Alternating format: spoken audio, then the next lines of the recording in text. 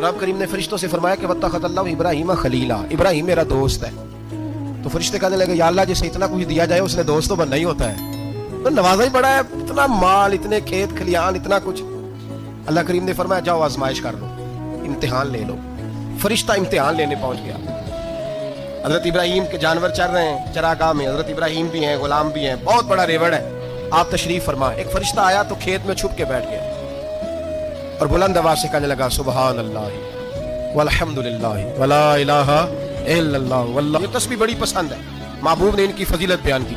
अब वो हजरत सैयदना इब्राहिम अलैहिस्सलाम खड़े थे तो खेत में बैठ के तस्बीह पढ़ने लगा सुबहान अल्लाह वल्हम्दुलिल्लाह वला इलाहा इल्लल्लाह।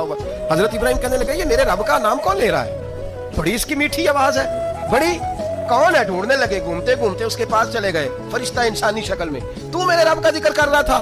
उसने कहा मैं ही कर रहा था। फरमाने लगे यार एक दफा फिर नहीं करता?